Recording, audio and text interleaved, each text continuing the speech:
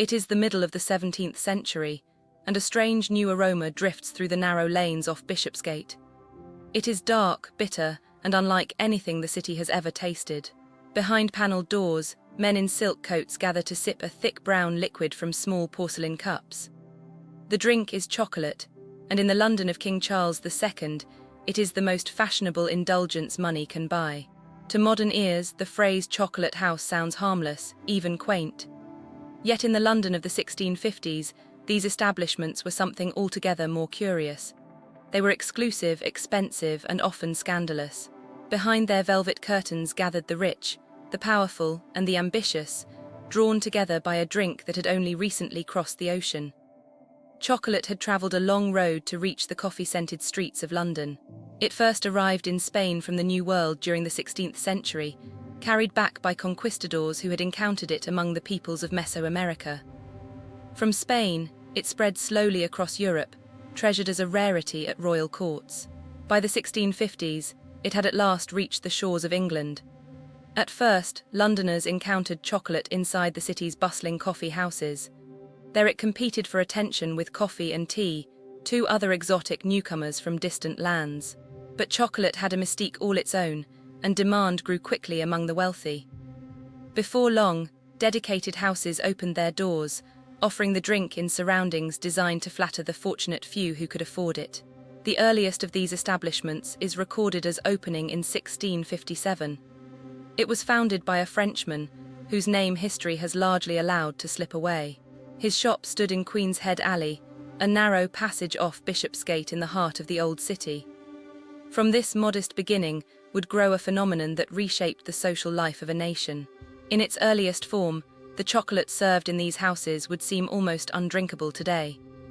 The cocoa was mixed simply with water and flavoured with spices, producing a bitter and gritty brew.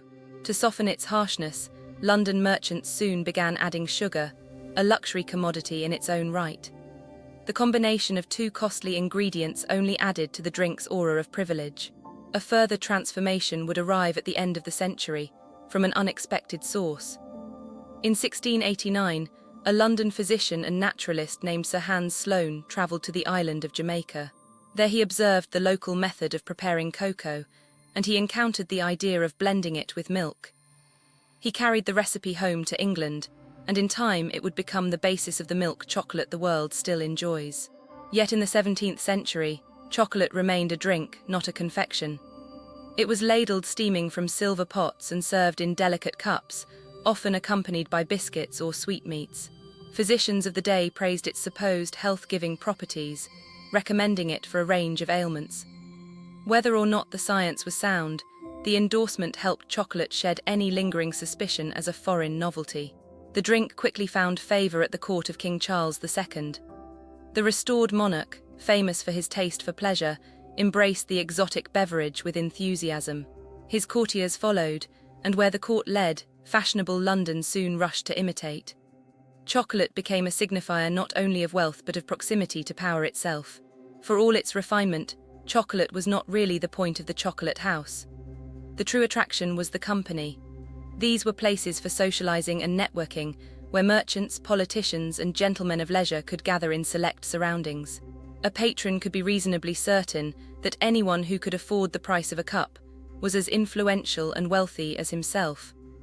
That certainty of company gave the chocolate houses a peculiar power.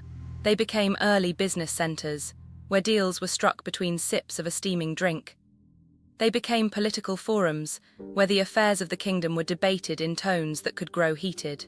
And they became fashionable meeting spots, where reputations could be made or unmade in a single afternoon. The most celebrated chocolate houses clustered in the elegant streets of the West End. There, in the districts favoured by the aristocracy, gilded interiors and attentive servants offered an atmosphere far removed from the rougher coffee houses of the city.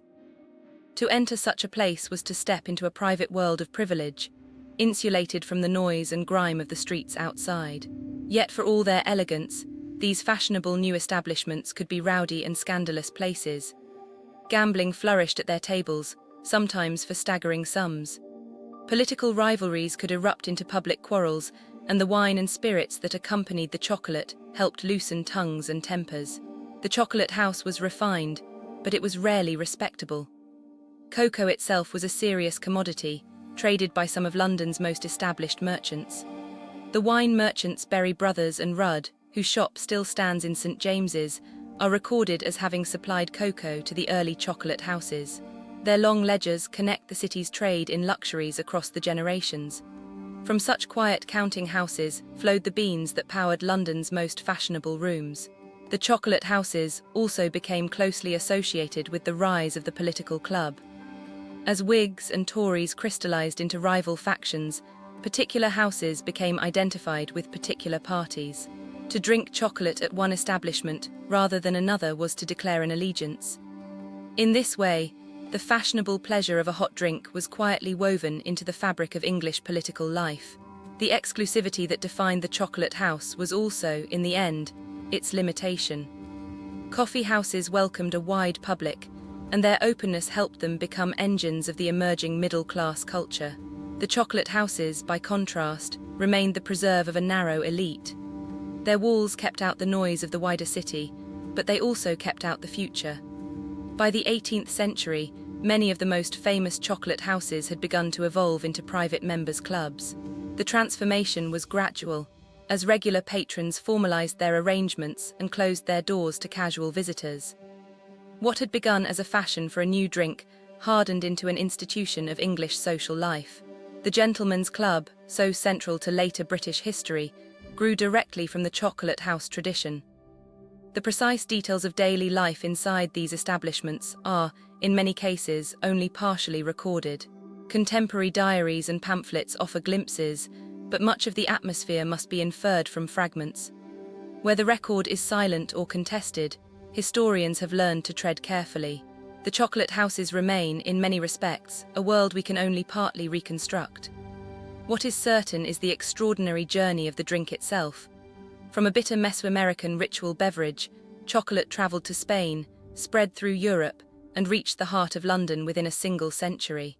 Along the way it acquired sugar, then milk, and finally the social prestige that would carry it into every corner of the English-speaking world.